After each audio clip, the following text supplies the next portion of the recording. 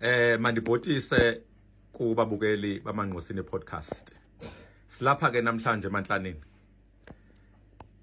Sizozivela ngokwethu into yokuba kwenzeke intoni okanye ingabe lo mzi waseMantlaneni wona ezindaba zingaka zimbi ngolhlobo esizithwakumbe sithe sasehla kule ndawo seNtabankulu ingaba sobona bayithathe kanjani lento. Namhlanje sinaye ke unkosikazi wakhe utata welikhaya uGcaba, sibe naye futhi nonyana wakhe.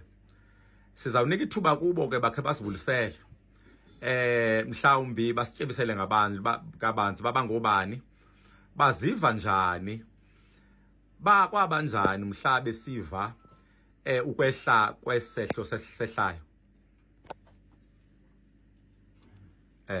Sinikezela kuni mama. Ndiyabulisa ndiyinkosikazi yakhe uMr Gcaba. Ndiqale khaywe ngekundawo eshekileyo pha ngemva ndifuna ukuphinda back pha eqaleni. Kwakungomvulo ngolusuku ebanjwa uMr Gcaba. Kwakungo-11 emaxesha. Ndisesikolweni apho benginguprincipal khona mna ngoba bendidrayivela undibeka esikolweni abe siya kwesakhe isikolo. Kuthe pha ngopast 1 kwafona ifone number engayaziyo. Ifone engayaziyo andiyibambi. Kuphinde kwafona umzala wami osemthatha ethi kunenamba eGqeba kundifonela engayibambanga mandibambe lo phone. Umadala ubizwa umadala kumadala ubanjiwe. Nyani nifonele le number ndayibamba. Uyatsho umyeni wami uthi ndilapha ejele ndibanjiwe. Ndithi xa kuzoripota wena ngelixesha kanti ave ubanjelwe esikolweni ngaphakathi uthi ewe. Ndiye ndakhupha isikolo then ndaleqa wakubuya nezulu. Ndayofika esikolweni phaa kwesasikolo sakhe. Ndafika ndacela uprincipal wesasikolo. Ndathi kunento eme kanje ithi kwenzeke ntoni. Wathi uprincipal ndiye ndalibala ukuniripotela ukuba uMr Gcaba ubanjiwe. Ndiyile police station ndafika pha ndanikwa ifoni zakhe nemitya ehlangu. Kwathiwa usibanjiwe njengangoku uzophinda vele kuveke elandelayo ecourt. Ndiphindile esikolweni ndibacelile amapolisa pha uba kuyo yonke lento yenzekileyo umyeni wami ubanjiwe.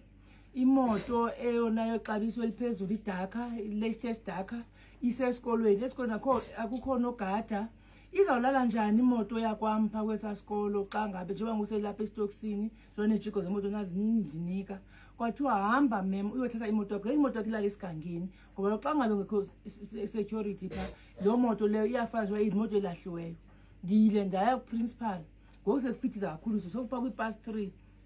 Ngafike nathi fundisi nizoboleka imoto.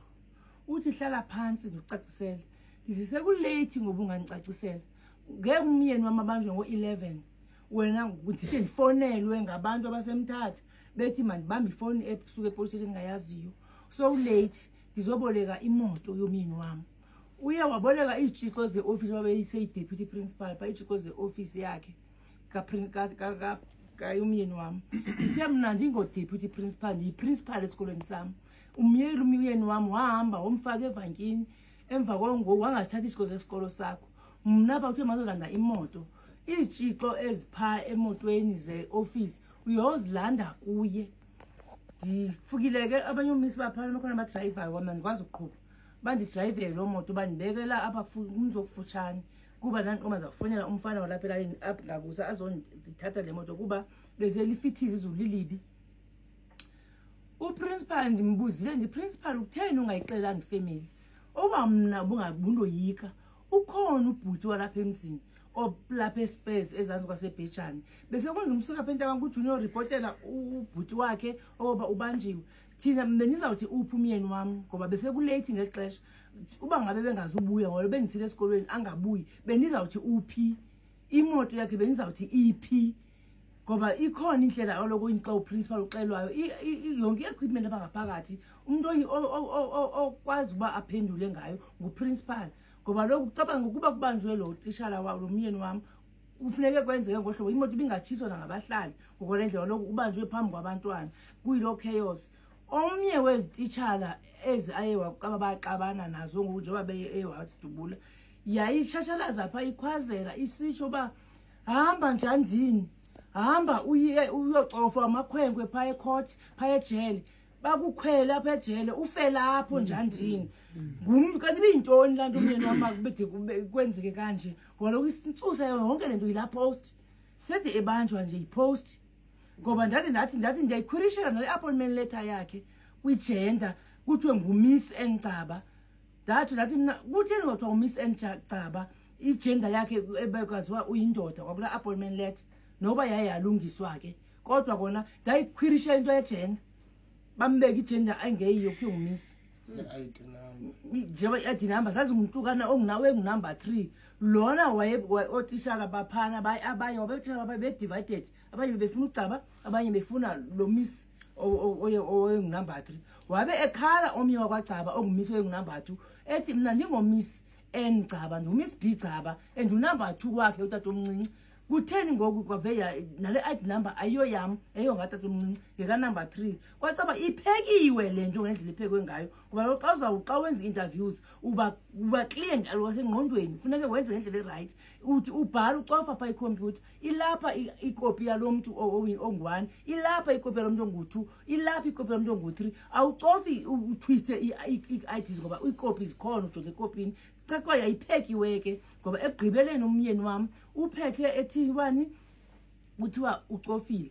Umbuzo wamenda ubuza nalapho uba kwi-10 lomcofo kwakuthiwe ucofe abantwana pha eqaleni November kodwa ngoku uzobanjwa kunyaka olandelayo kange i-rape kaloku umntwana umrape ngokubanjwe ngoku akulindwa ixesha lide kodwa kuye lalindi ixesha lazobhoka kuphume appointment letter seyilungisiwe sengudeputy already kwani kulolu hlobo kuye kwalulo akumnandanga ngoba sihambile icourt eNtabankulu akho tishaka zaphanje iSMT yayingayi ecourt ngoba malo noba bangamvele bathi bagqiba segwetyiwe bamama bamsupport educator yabo ngudeputy wabo zange bayi abotishaka bebesiya kule court baye batorturishwa as a result omnye utitshala wancama waqaba kubi nyani waphetha eyotisha eBizana usebizana njengangoku lo titshala lo omnye usepha kodwa uphatheke kabuhlungu kwapha kwesasikolo kuba lokhu yena besathe kweqali kaMr Caba ngoku akumnandanga ke ngenxa yalonto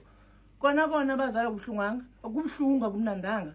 Sihambile icourt yaseManfrey nje yasuka phela eNtabankulu kwathiwa makuwe high court eManfrey. Omnye abamisi abaduduliweyo waye wafika watsho pha eManfrey ulinqini kwathi uyalamiswa ityala ngalomini kwathiwa kwi-next yanikwa kwi-date nditsho ukuthi umisi lowo I'm sure about 4 times or 5 times sisiya pha phofu igqwetha selibhatala 3.5 igqwetha akayi umisi ingaziwa nesizathu into mama angayi ecourt kude kwalisesithuba sikuso engakhanga ecourt lo misi wethe ulinqini ukwaba bamisi abaduduliweyo pha ndiya entweni ethi ke ngoku njengoba kulohlobo kululo nakuleya appeal into xa uyenze iappeal iyalandeleleka ngeke uthi uphela unyaka iappeal ingakhange lanto ngoba uthiwe masibhatala i-30,000 nto esayibhatalayo for uba eappeal ndayikhupha lo mali ngoba umyeni wami engasaphangeli yonke into yenziwa ndim yasayisa kwi-appeal kodwa uphethe uthe wasoye kumyeni wami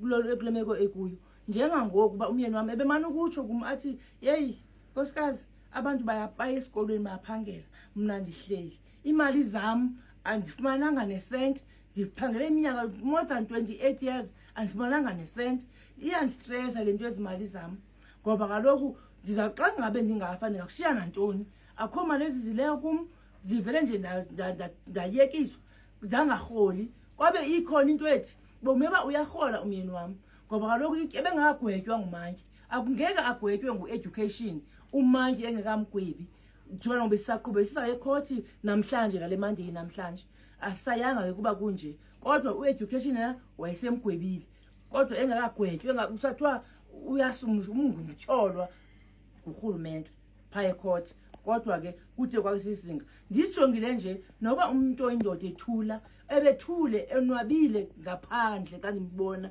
wabesike siqule njengoba ndiyinkosazi yakhe kanti ucinga unzulu ngolhlobo kona icaca depression ibiseyikwicana beliphezulu that's why enze lento ngoba lokhu yababona bayahola bayaphila ababantu yena apha udla inkomo nenxa ngoba lokhu andindoda kondoda enganiwa imali inkosikazi ngoba iyazazwa nguye unhloko wekhaya kodwa ngoku kunje iwest njoba ekulohlobo lululo ndiphangele naye esikoleni si1 eMnxeba Junior about 13 years ndiyinkosikazi yakhe ebengeke angazenzi into bekhona abantwana ba grade 7 8 9 bisifela grade 9 esasikolo zange wacofa abantwana besasikolo nazi high school Nxeba Senior ngaphesheya zange wacofa abantwana kwesasikolo ndiphangela naye inkosikazi yena ngumyeni zange simkepa kwathiwa siqabene kwandahamba ngenxa yezidiploma HOD kwesasikolo iyanimangaza ngoqesho kuthiwa umyeni wami uyitofi ucofa amantombazana ucofa abantwana ndabe ndathi ndithi mina ngoba ndimbi ngolokuba ndimbi ngendlela banibona ngayo abantu angathi yocofa umntwana kwa grade 5 ebese abantwana base high school eMnxeba nabantwana base junior ko grade 7 8 9 abantwana abadala azocofa and ufike nalapha ejunior ngo2016 kukhona ugrade 7 8 9 ebengakhange abacofa abantwana uzocofa umntwana wa grade 5 kuba kutheni zayifuna impendulo uba ebengazacofa umntwana wa grade 5 kuba kutheni wamcofa lo mntwana emva kokuba kuphume ipost yakhe wafana ipost ngoba lebisa esikhundleni apha Eastern Cape zathengiswa izikhundla ngoba ingenzeka uba lo muntu lo misi waye isikhundla waye thengise ngemali wayikhupha imali yakhe ngokuba besifuna ngenkani isikhundla lesi ngokasifumeneyo kona uyenzile umyeni wami lo ngoba naye bengakwazi ukuba angema makasicela sibambeni kanjalo ke sigcina amanzi